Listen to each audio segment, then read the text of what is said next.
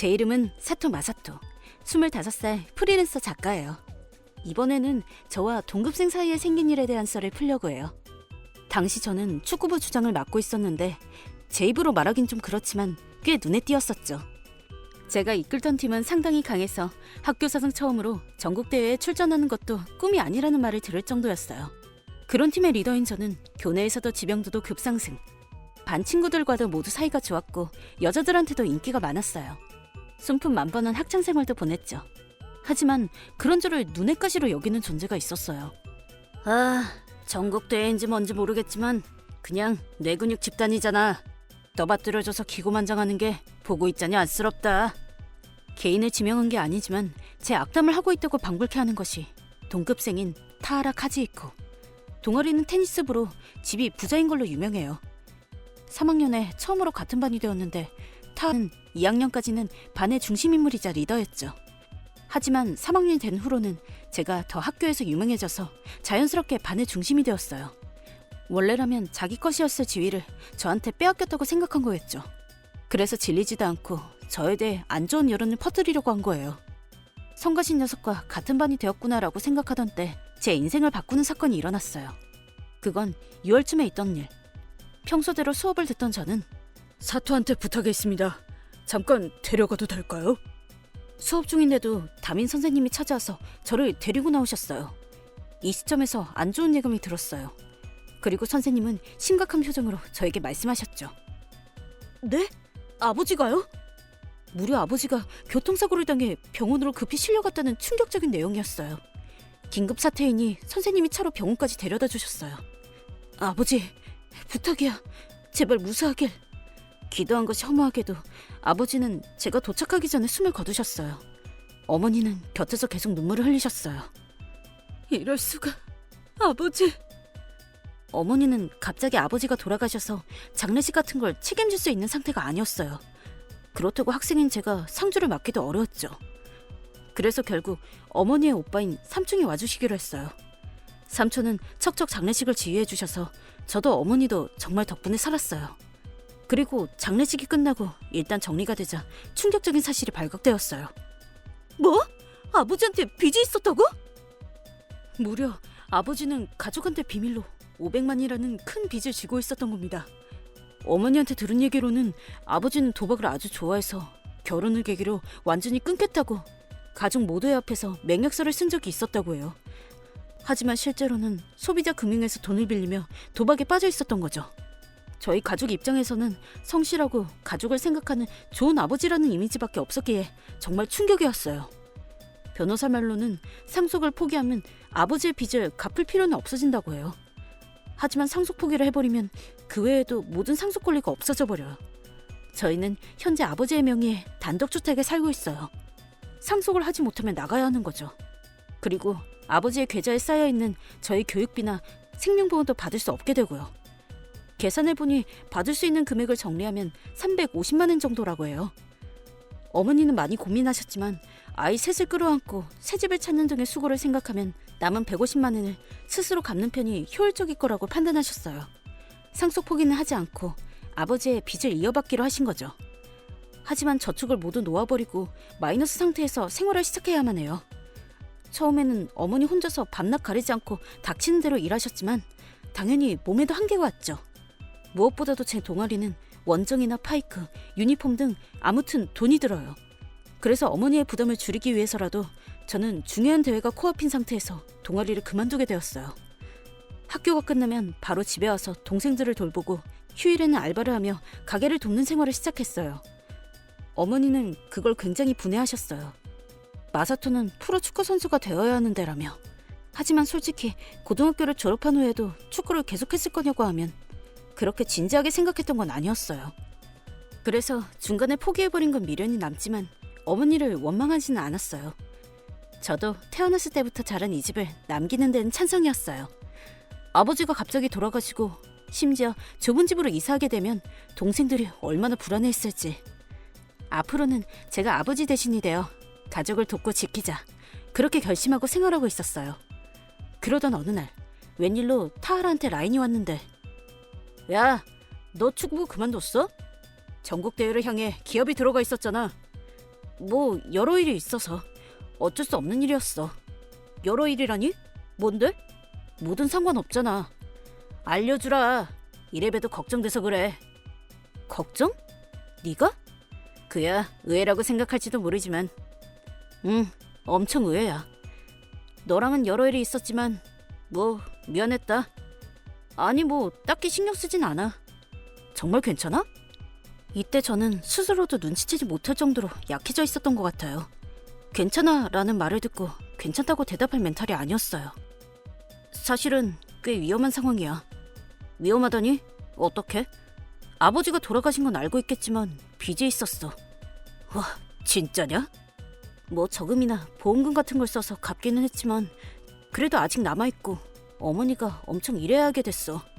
하지만 그렇다고 네가 동아리를 그만둘 것까지야.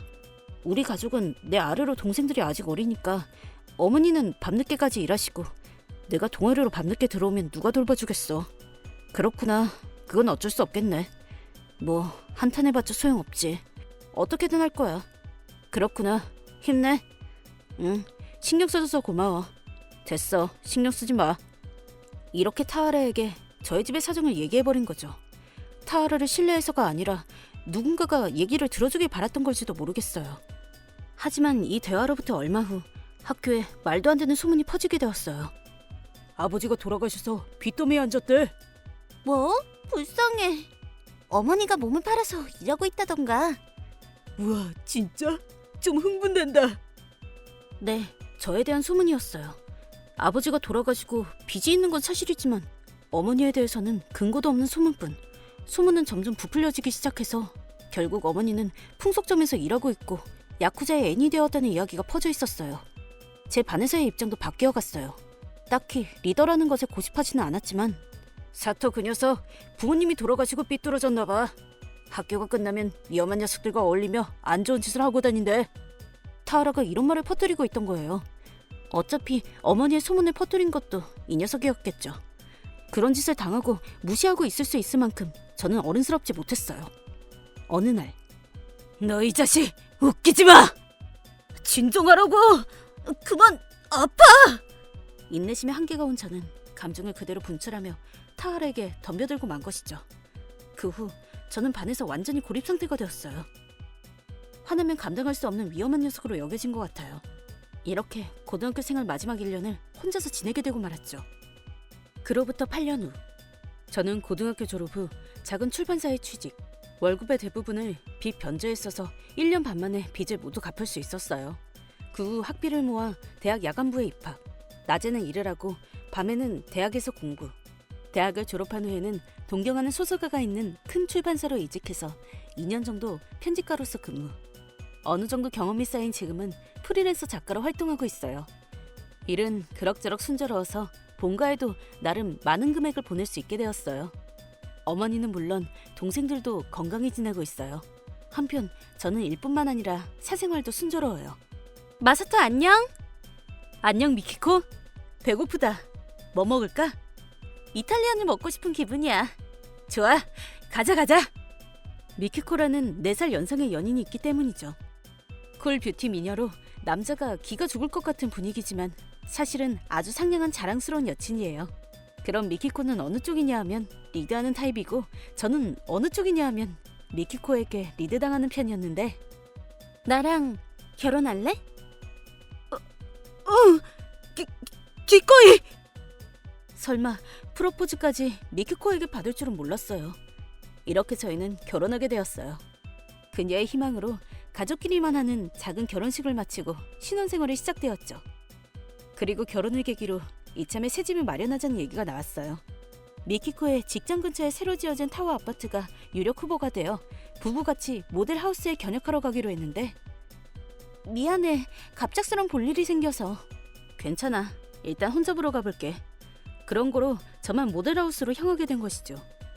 기다리고 있었습니다. 담당자인 타하라라고. 어라? 너 타하라야? 사토냐? 왜 네가 여기에? 무려 그 타하라 카즈이코와 재회한 거예요.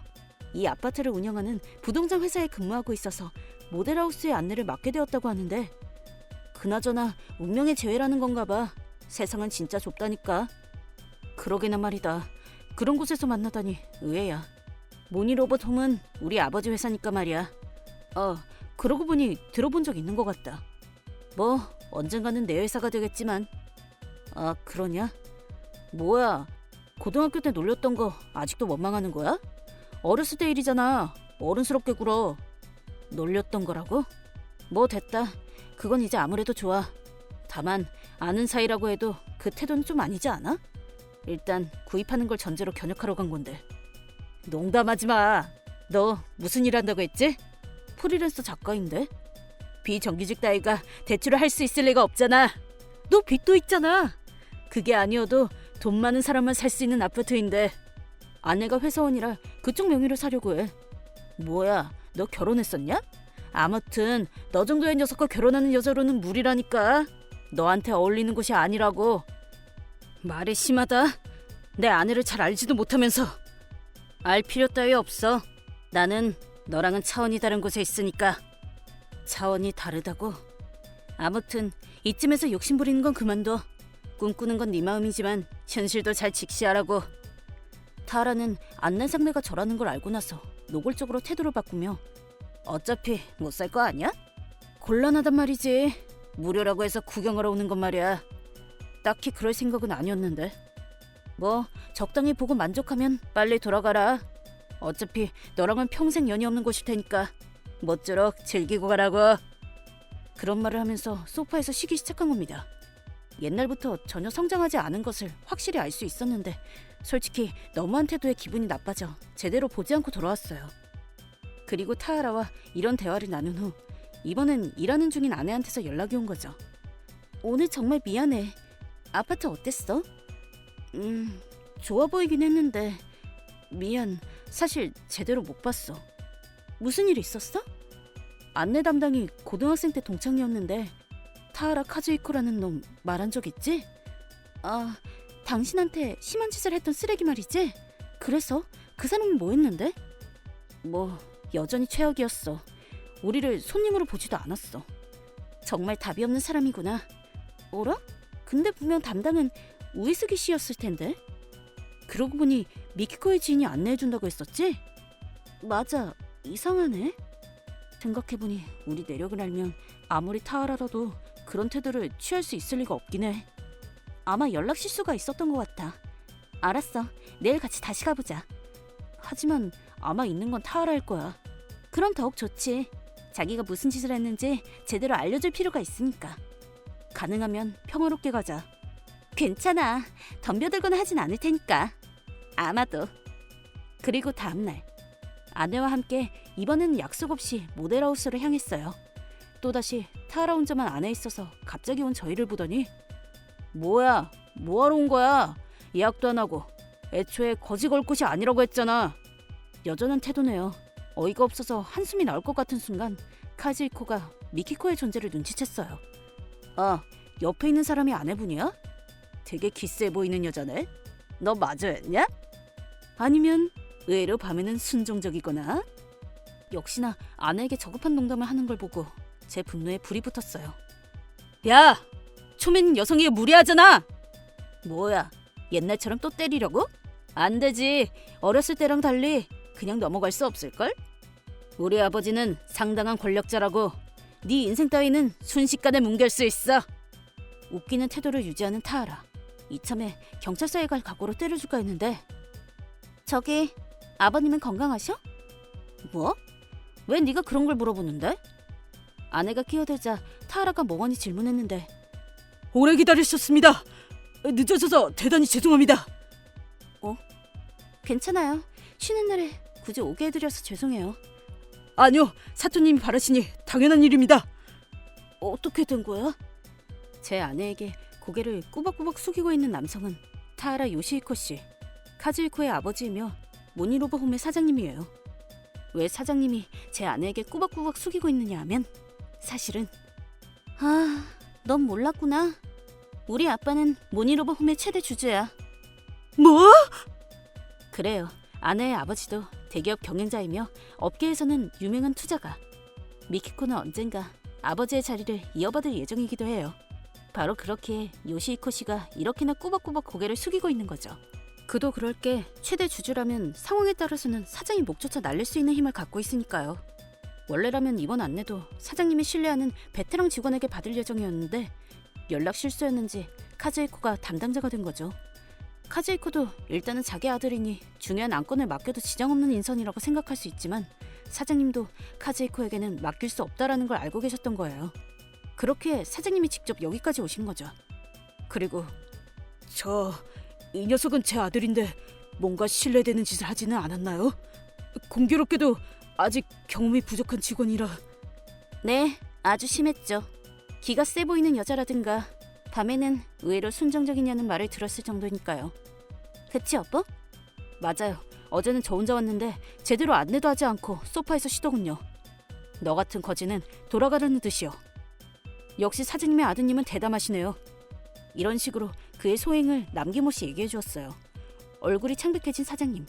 하지만 거기서 더욱 안색이 좋지 않은 게 그 아들이었죠. 자기가 대체 무슨 짓을 저지른 건지 드디어 깨달은 거겠죠. 정말 죄송합니다. 자, 너도 사과해. 죄송합니다. 아버지에게 강요당해 무릎을 꿇고 괴뇌를 맛보는 듯한 목소리로 사죄한 겁니다. 부디 저희 회사에게 한 번만 기회를 주십시오. 제가 안내해 드릴 테니. 여보, 어떡할래? 당신 명의로 사는 거잖아. 당신 판단에 맡길게. 그럼 모처럼이니 한번 볼까요? 감사합니다. 감사합니다. 이렇게 사장님의 정중한 안내를 받으며 저희는 견약을 마치고 결국 이 아파트를 구매하기로 했어요. 이야, 정말 이 집으로 하길 잘했어. 넓은 업무실에서 일하니 작업이 너무 잘 돼. 다행이다. 그러고 보니 얼마 전에 모니로브 홈의 사장님과 만났어. 카즈이코의 아버지 말이지? 그 철없는 아들 큰일 났다던데? 미키코가 사장님한테 들은 얘기로는 그 후 아버지한테 호댕꾸중을 들었다고 한다. 밖의 세상을 보고 다시 수행하고 와! 그런 거로 회사에서 잘렸다고 해요. 그야 그렇겠죠. 그런 인간이 회사에 있고 심지어 아들이면 앞으로 신용에 문제가 생길 테니까요. 하지만 취직 활동을 한 적이 없이 어리광 부리며 자란 도련님은 그 압박을 견디지 못하고 최종적으로 방에 틀어박혀 지내게 되었다고 해요. 하지만 사장님은 방에 틀어박혀 있는 것조차 용서하지 않고 바로 얼마 전 캐리어에 짐을 쑤셔넣고 집에서 쫓아냈다고 해요. 뭐? 갑자기 물푼으로 밖에? 괜찮은 거야? 사장님이 말씀하시길 지금까지 이런 돈도 다 도박에 썼다고 하니 한번 돈의 소중함을 깨닫게 하기 위해서는 이 정도로 거친 치료가 필요하다고 하셨어. 그 거친 치료를 좀 더 빨리 받았으면 좋았을 텐데. 내 말이. 일단 이 건은 우리 아빠한테도 말해뒀으니 두 번은 없다는 건 알고 있을 거야. 그렇구나. 그럼 다행이다. 이렇게 저는 고등학생 때의 안 좋은 기억을 마무리하고 행복한 신혼생활을 보낼 수 있게 되었어요. 다만 얼마 전에 장을 보고 돌아오는 중 멀리서 원망스럽게 이쪽을 보는 빈곤한 차림의 남성을 보았어요. 딱 봐도 노숙자 같은 모습으로. 뭐 누구든 알 바 아닌가? 그 후 저는 두 번 다시 카즈이코를 만나지도 떠올리지도 않았답니다.